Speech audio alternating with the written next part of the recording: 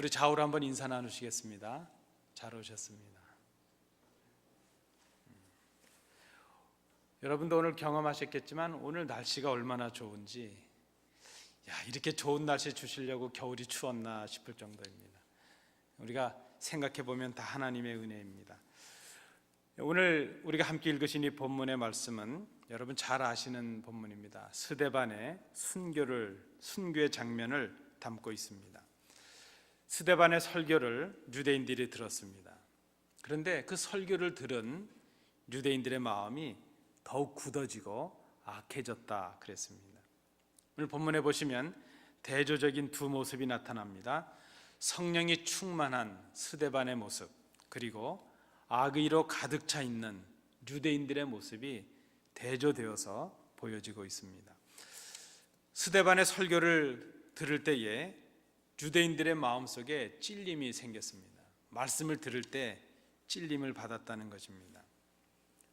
정상적인 사람들이라면 그 말씀이 마음을 찌르게 될 때 무엇을 해야 될 것인가? 회개하고 마음을 돌이켜야 될 것입니다. 그런데 이 유대인들은 스데반의 설교가 채 끝나기도 전에 스데반을 향한 극한 감정을 드러내고 있습니다. 오늘 본문에 보시면 이를 갈았다 하는 표현입니다. 참 얼마나 섬뜩한 표현입니까? 하나님의 말씀, 예수 그리스도의 복음의 말씀을 듣고 이를 갈았다 하는 것이죠. 그 완악해진 그들의 마음을 단적으로 또 악한 의도로, 분노로 표출한 것을 우리가 볼 수 있습니다. 이 스데반의 설교는 다른 설교가 아니었습니다. 예수 그리스도를 증거한 설교였습니다.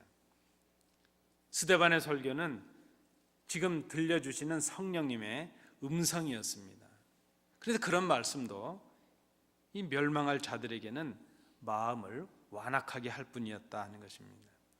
같은 말씀의 사건의 현장에서, 말씀이 일어나고 있는, 말씀이 선포되는 같은 현장에서 스데반은 성령이 충만했고 듣는 대부분의 유대인들은 마음이 완악해졌다 하는 것입니다. 여러분 참으로 이상합니다. 대부분의 성도님들은 교회 오시면 좋은 설교를 듣기를 원하십니다. 그저 부드러운 설교, 재밌는 설교, 위로받는 설교. 그런데 여러분 한번 여러분들의 자녀들을 생각해 보실까요? 여러분들 자녀들을 키우실 때에 그 자녀들을 위해서 때로는 화난 말씀도 하셨고 때로는 초달도 하셨고 경책도 하셨습니다. 왜 그런가 하면 그 자녀들이 잘 되게, 잘 살게 하기 위해서입니다. 부모들이 겪었던 고충, 부모들이 겪었던 서름을 겪지 아니하고 이 땅을 살게 하시기 위해서 때로 자녀들에게 모진 말씀을 하실 때도 있고 그렇습니다. 우리 성도님들의 신앙생활이 완벽하다면 목사는 칭찬만 하고 위로만 해야 될 것입니다. 여러분 만약에 여러분들의 신앙생활이 하나님 앞에서 부족함이 있으시다면 찔리는 말씀이 들려질 때에 달게 받으십시오. 사랑의 권면입니다. 감사함으로 받으십시오.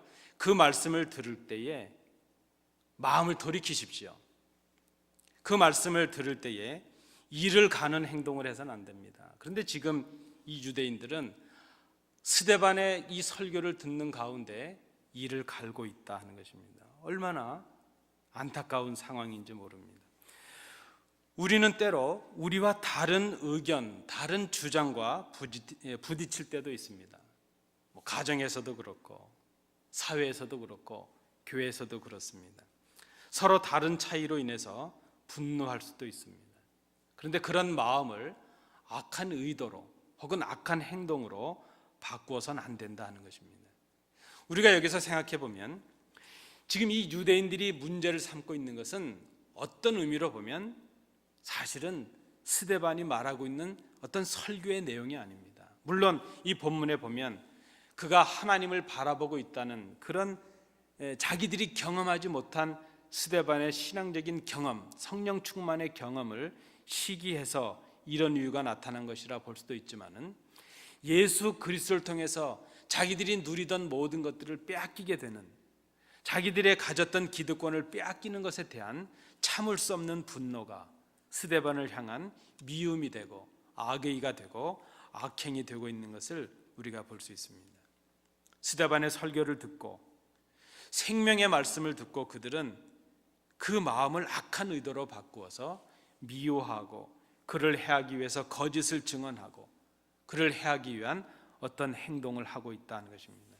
이것이 유대인들이 얼마나 지금 그리스도를 떠난 삶을 살아가고 있는가 우리가 깊이 생각해야 될 것입니다. 이 말씀을 들을 때마다 우리 자신을 비춰봐야 될 것입니다. 바로 이 시대 스데반에게 돌을 던지고 있는 이 유대인들이 바로 여러분일 수도 있고 저일 수도 있다는 것, 이 시대를 살아가는 신앙인이라고 하는 우리들일 수 있다는 것을 우리가 심각하게 생각해야 될 것입니다. 오늘 본문에는 성령의 충만을 말하고 있습니다. 이 성령의 충만이라는 이 말, 성령의 충만함을 입은 사람들의 모습과는 너무나도 대조적인 모습이 이 유대인들을 통해서 보여지고 있다는 것입니다. 오늘 본문의 말씀에 비록 스데반이 설교로 인해서 순교를 당하고는 있지만은 그러나 성경이 이렇게 기록합니다. 스데반이 성령 충만했다는 것입니다. 저는 이 본문을 읽을 때마다 늘 그런 생각을 합니다. 성령 충만하면 갑자기 천군 천사가 나타나서 스데반을 좀 구원해 줘야지. 만약에 성령 충만했다면 돌을 던졌는데도 돌이 다 튕겨 나가 버려야지. 그런데 성령 충만했다는 이 스데반이 돌에 맞아서 죽는 그런 모습이 오늘 본문에 기록됩니다. 그럼에도 불구하고 성경은 이 사건을 향해서 성령 충만했던 스데반이라 이렇게 기록하고 있습니다. 오늘 이 본문을 통해서 세 가지로 정리를 해보았습니다. 스데반이 우리에게 보여주고 있는 성령 충만의 모습이 무엇인가? 첫 번째는 55절 56절의 말씀을 보시면 스데반은 하늘을 바라본 사람이었다는 것입니다. 제가 어떤 그 수필집을 읽어봤는데 그런 글이 있습니다. 앞에도 길이 안 보이고 좌우에도 길이 안 보이고 그저 사방에 길이 안 보이면 위를 쳐다보라, 이런 글을 썼더라고요. 정말 막히고 아무것도 할 수 없을 그때가 되면 하나님을 바라보라는 것이죠. 이게 스데반이 하늘을 바라봤다 하는 것이죠. 악의에 가득 차 있는 이 유대인들 앞에서 스데반은 성령 충만합니다. 55절은 그 모습을 이렇게 기록합니다. 스데반이 성령 충만하여 하늘을 우러러 주목하여 하나님의 영광과 및 예수께서 하나님 우편에 서신 것을 보고 말합니다. 여러분, 성령 충만한 사람은요 하늘을 바라보는 사람입니다. 가끔은 하늘을 좀 보십시오. 그냥 하늘을 보시면서 날아가는 새도 좀 보시고요, 구름도 좀 보시고요. 가끔은 우리가 하늘을 바라볼 수 있는 여유가 좀 있어야 되겠습니다. 성령 충만한 사람들이 하늘을 바라봐야 된다.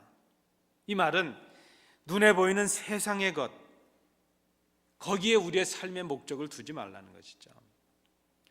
이 땅에 보이는 것, 거기에 너무 세상에 우리의 마음을 빼앗기지 말라는 것입니다. 눈에 보이는 것이 전부가 아니라는 것입니다. 눈에 보이지 않는 하늘나라를 바라보라는 것입니다. 전에 저희 선배 목사님 한 분이 신학교 오셔서 이렇게 강의를 하시는데 그런 말씀을 하십니다.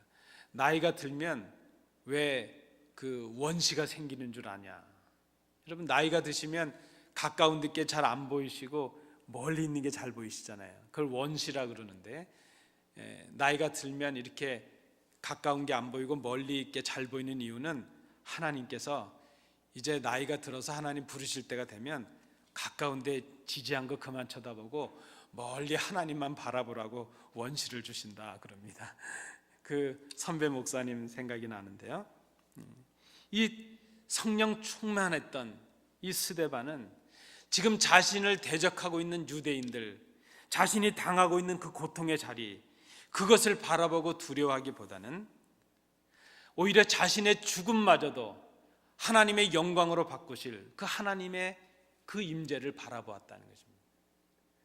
지금 자기 앞에 저기를 가지고 악의를 가지고 대하고 있는 그 유대인들을 바라보며 두려워하기 전에 하나님을 그가 바라보았다는 것입니다. 자기의 죽음마저도 영광으로 바꾸실 하나님, 그리고 십자가에 죽으신 그 그리스도께서 부활하셨고 승천하셨고 하나님 보좌 우편에 앉아서 나를 기다리고 계신다는 것을 그가 믿음의 눈으로 바라봤다는 것입니다. 비록 내가 이 땅에서 지금 이 순간에 죽을지라도 내가 주님처럼 나도 부활해서 저 영광의 자리에 참여할 것이라, 그 부활의 신앙, 그 부활의 소망으로 하늘을 바라보았다는 것입니다. 여러분, 어떤 사람이 성령 충만한 사람입니까? 성령 충만한 사람은 부활하신 주님을 믿는 부활 신앙이 분명한 사람입니다. 그 부활 신앙, 그 믿음으로 오늘을 인내하고 내일을 소망할 수 있는 사람입니다. 그 믿음으로 주님께서 우리에게 주신 그 복음, 그리스도께서 다시 부활하셨다는 그 복음을 사랑으로 증거하는 사람, 그 사람이 바로 성령 충만한 사람이라는 것입니다. 사람은 무엇을 보고 있는지에 따라서 그의 삶이 결정된다 그럽니다. 매일 땅만 보는 사람은 땅에 속한 일을 하게 될 것입니다. 근데 늘 하늘을 보는 사람은 하늘의 일을 하게 될 수 있다는 것입니다. 성령 충만한 사람은 그가 처한 삶의 환경이 어떠하든지 간에 하늘을 바라보는 사람입니다. 하나님을 바라보는 사람입니다. 하나님이 나와 함께하고 계신 것을 바라보는 사람이에요. 하나님께서 우리에게 주신 약속을 기대하는 사람이에요. 다른 사람들이 이제 자신들이 쌓아놓은 산들을 의지하고 자신들이 이룬 공로를 의지하고 그것을 삶의 소망으로 삼고 있다 할지라도 믿는 우리들은 오히려 그 산을 지으신 하나님을 바라보는 사람들입니다. 내가 무엇인가를 이루었다면 그것을 이루게 하신 하나님의 은혜를 생각할 수 있는 사람, 그 사람이 성령 충만한 사람이라는 것입니다. 여러분, 성령 충만하십니까? 우리는 성령 충만이라는 것을 어떤 신비를 경험하는 이상한 경험에서만 찾으려고 합니다. 그렇지 않습니다. 성령 충만은 구체적인 우리의 일상적인 우리의 삶 속에서 이루어집니다. 우리가 정신을 차리고 우리의 삶의 우선순위를 바로 정하고 믿음으로 행하는 우리의 삶 속에서 성령 충만의 역사가 일어나야 됩니다. 내가 지금 눈을 들어서 하늘을 바라보고 하나님의 영광을 먼저 생각하고 다시 오실 주님을 의지하고 그 주님을 소망하고 있느냐? 그렇다면 여러분은 이미 성령 충만한 분들입니다. 이 스데반은 하늘을 바라보는 성령 충만한 사람이었습니다. 두 번째, 57절부터 60절의 내용을 통해서 두 번째로 이런 제목을 붙여봤습니다. 스데반은 변화된 삶의 사람이었다는 것입니다. 변화를 경험한 사람이었다는 것입니다. 성령님의 충만한 사람의 두 번째 특징은 스데반을 통해 볼 때에 변화를 경험한다는 것입니다. 여러분, 성령님으로 우리가 충만해지면 성령님의 충만한 삶을 살게 됩니다. 그의 삶은 하나님의 뜻을 따라서 구별이 되게 됩니다. 우리가 성령 충만하게 되면 우리가 인위적으로 구별하려고 하지 않아도 세상 사람들과 구별되는 삶을 살아가게 됩니다. 성경은 그것을 거룩이라 이렇게 말합니다. 이 거룩이라고 하는 것은 우리가 그저 일부러 구별하는 것이 아니라 다른 사람들이 볼 때 우리가 성령님의 뜻 가운데 살아가게 될 때 그저 자연스럽게 구별되는 것, 그것이 바로 거룩이라는 것입니다. 우리가 성령님으로 인해서 충만하게 되면 성령님께서 우리를 변화시키십니다. 이 변화는 육에 대하여 죽는 변화입니다. 고린도전서 15장의 표현에 의하면 이것은 육으로 심고 영으로 다시 사는 변화입니다. 썩을 것을 이 땅에 심고 썩지 아니할 것으로 다시 사는 변화입니다. 이 땅의 죄에 대해서는 죽고 하나님의 의에 대해서 다시 살아나는 그런 변화입니다. 이 변화를 가능하게 하시고 사망으로부터 이기게 하시는 분은 하나님이십니다. 이 변화가 우리가 성령 충만하게 되면 우리 속에 있는 변화라는 것입니다.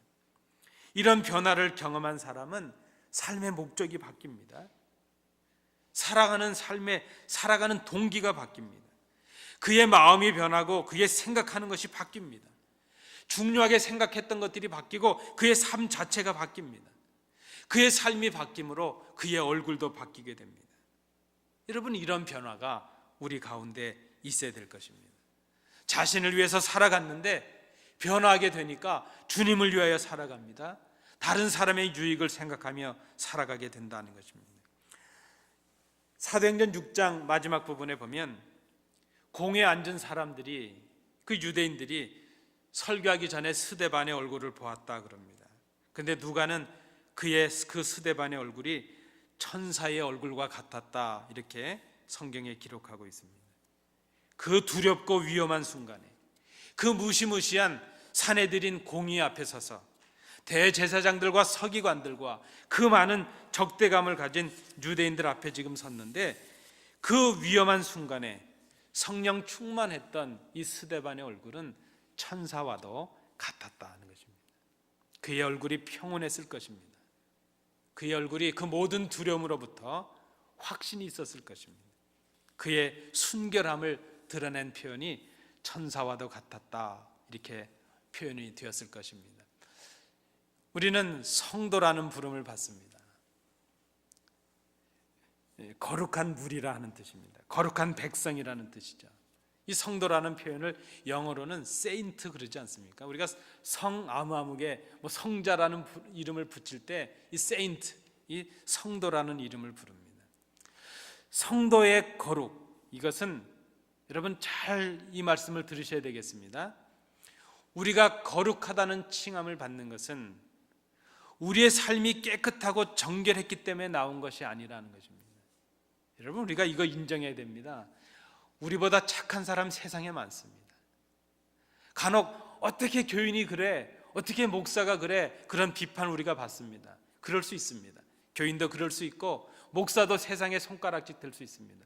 근데 우리가 잘 알아야 됩니다. 우리의 삶이 깨끗하고 우리의 삶이 하나님 보시기에 인정받을 만해서 우리가 하나님의 백성이 되고 성도가 되는 것이 아닙니다. 우리가 거룩해지는 것이 우리의 삶의 정결함에서 오는 것이 아니라는 것입니다. 성도는 성령님의 역사로, 우리가 하나님의 은혜로 거룩한 사람이 되고 거룩한 백성이 되었기 때문에, 그래서 우리가 성도라고 부름을 받습니다. 우리의 삶이 깨끗해서 성도가 된 것이 아니라 우리가 성도가 되었기에 그 이름에 걸맞는, 그 본분에 걸맞는 거룩한 삶을 살아가야 될 책임이 우리에게 주어지게 되었습니다. 우선순위를 우리가 바로 알아야 될 것입니다. 그러므로 이 성도의 거룩함이라고 하는 것, 말씀드린 대로 인위적인 구별이 아닙니다. 노력해서 우리가 성도가 되는 것이 아닙니다. 사도 바울은 이것을 거저받았다 그랬습니다. 하나님의 선물입니다. 예수 그리스도의 공로로 우리는 성도가 되었습니다. 성령님으로 인해서 마음과 생각이 변한 새로운 피조물이 된 것입니다. 여러분, 우리 성도 간에 그저 좀 부족한 것 때문에 너무 그렇게 마음 상하지 마십시오. 성도 간에 좀 실수하는 것 때문에 그저 모든 것이 끝난 것처럼 생각하지 마십시오. 원래 우리는 연약한 존재요, 원래 우리는 허물투성이의 존재들입니다. 다만 하나님의 은혜로 이렇게 지금 살아가고 있을 뿐입니다. 그 하나님의 은혜를 우리가 먼저 생각해야 될 것입니다. 그런 말이 있습니다. 사람의 나이 40이 되면 자신의 얼굴에 책임을 져야 된다 그랬습니다. 지금 제가 뵈니까 다 40은 넘으셨잖아요. 우리 이 목사님도 이제 올해로 만 40이 넘으시니까 이제 목사님도 목사님 얼굴에 책임을 지셔야 됩니다. 이 말이 무슨 말일까? 제가 한번 예화집을 좀 들춰봤습니다.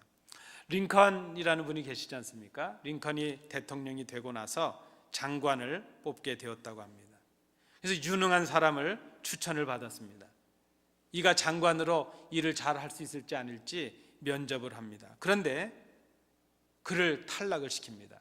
그리고 그 보좌진들에게 이렇게 말합니다. 그 측근들이 아니 이렇게 유능한 사람을 지금 추천받았는데 왜 그를 떨어뜨립니까? 그때 그 링컨 대통령이 이렇게 말했답니다. 얼굴이 마음에 들지 않습니다. 얼굴이 내 마음에 들지 않습니다. 그랬더니 그 측근들이 막 얘기를 합니다. 아니, 타고난 얼굴이야 부모님들의 책임이지 본인의 책임은 아니지 않습니까? 그 타고나기를 그렇게 생겼는데 그거를 가지고 떨어뜨리면 어떡합니까? 그때 링컨 대통령이 이렇게 말했다고 합니다. 나이가 40이 넘었다면, 40이 넘었다면 누구나 자기 얼굴에 책임을 질 수 있어야 됩니다. 여러분, 이 말은 그 사람의 외모의 준수함을 말한 것은 아닐 것입니다. 사실 링컨 대통령도 면도하고 나면 인물이 별로 없었을 것 같아요. 그나마 이렇게 좀 해서 분위기 있게 보였을 것 같습니다. 그 링컨 대통령이 그렇게 말했던 그 이유가 무엇일까?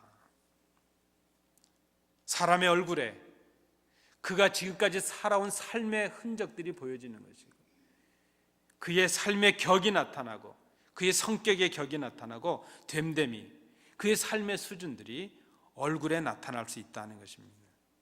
생김새야 타고나는 것이지만 그가 후천적으로 만들어 놓은 삶에 의해서 그의 인생이, 그의 인상이 바뀔 수가 있다는 것이죠. 여러분, 우리는 죄인이었습니다. 우리는 흉측한 죄인들이었습니다. 그러나 이제 우리는 주님의 은혜로 인해서 새로운 피조물들이 되었습니다.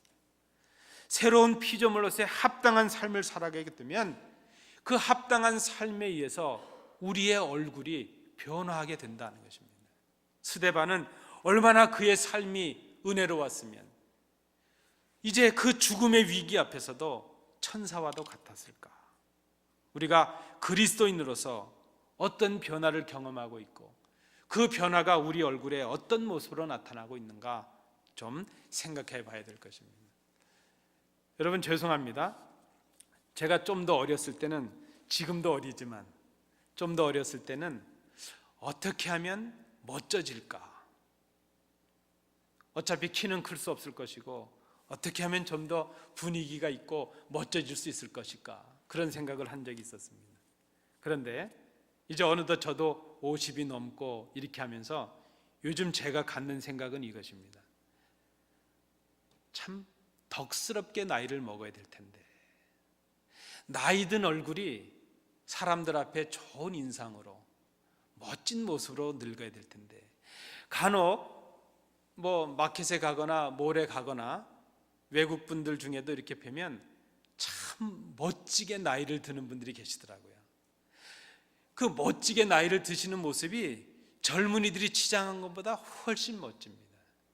제가 지난주에 우리 교회 연세 많으신 권사님 두 분이 식사하시는 자리에 가서 제가 인사하면서 제가 이렇게 반농담으로 권사님들께 한번 재롱을 떨었습니다.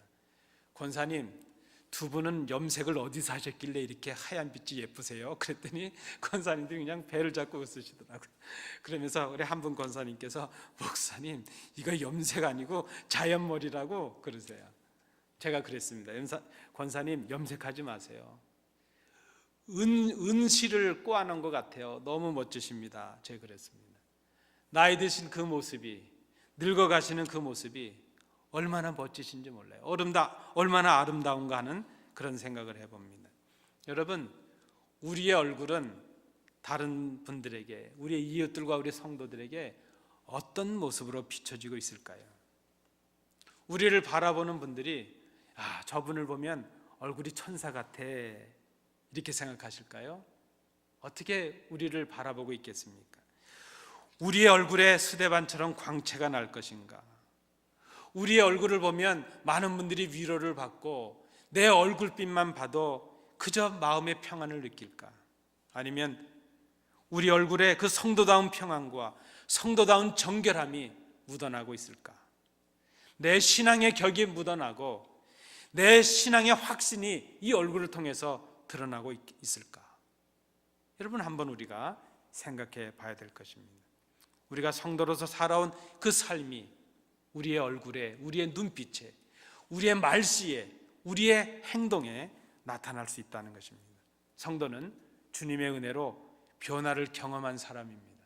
그 사람이 성령 충만한 사람입니다. 우리의 얼굴빛, 우리의 말 한마디 한마디, 우리의 행동 하나하나가 성령 충만의 증거가 될 수 있다는 것을 우리가 생각해야 될 것입니다. 마지막 세 번째입니다.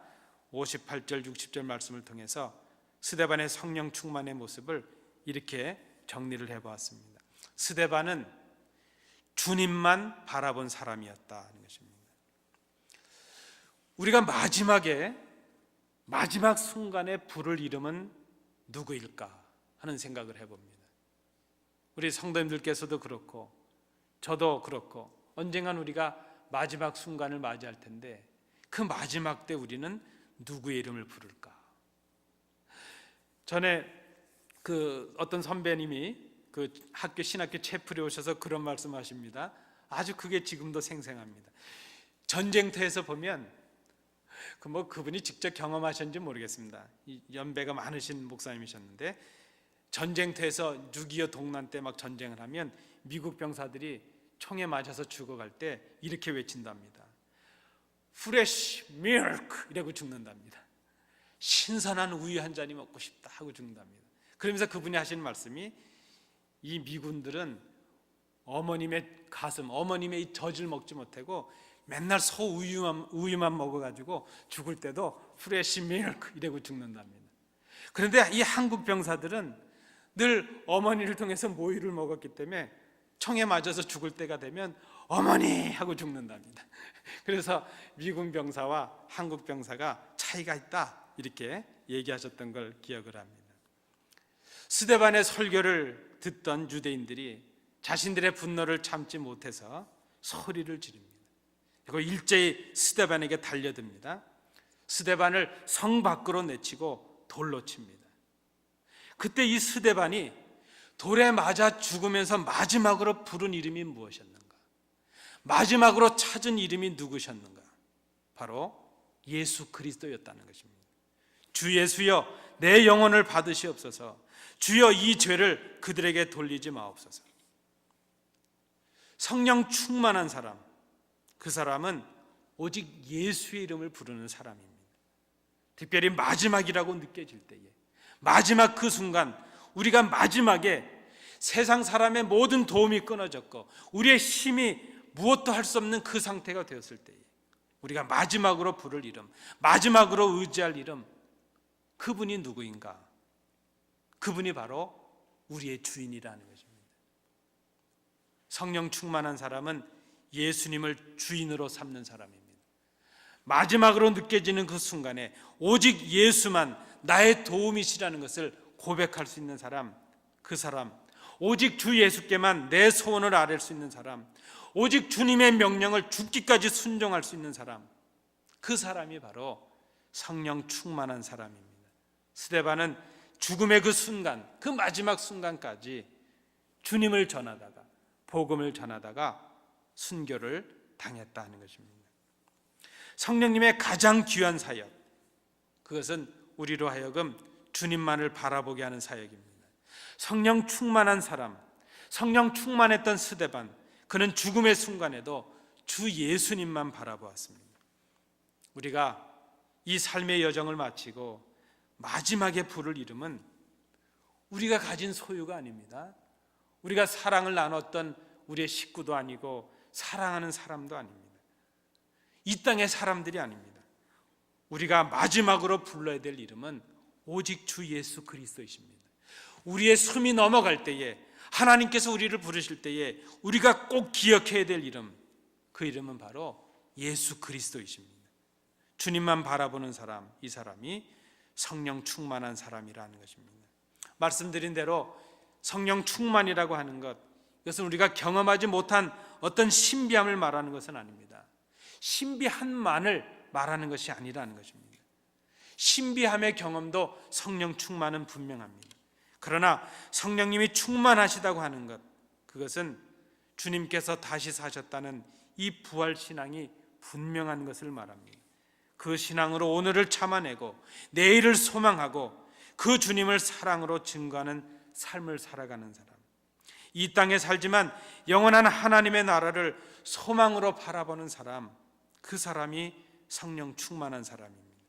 성령 충만한 사람은 이 땅에서 변화의 삶을 살아가게 됩니다. 그리스도인이 된다는 것, 그것은 변화의 시작입니다. 생각하는 것이나 행하는 것이 하나님의 영광을 위한 것이 되고 주님의 뜻을 위한 것이 될 수 있어야 된다는 것입니다. 그런 삶은 세상과 구별되는 삶으로 나타날 수가 있습니다. 그것이 바로 거룩이라 하는 것입니다. 성령님이 충만하시다고 하는 것, 그것은 오직 주님만 바라보는 신앙이요, 주님만 바라보는 삶이라 말할 수 있습니다. 그것은 주님께 순종해서 우리가 땅끝까지 복음의 증인이 되는 것입니다. 성령 충만한 교회, 성령 충만한 성도들, 부활의 신앙을 가진 우리가 새롭게 입어야 될 아름다운 광채나는 옷이라 하는 것입니다. 이 말씀을 기억하시는 이 저녁 되시기 바랍니다.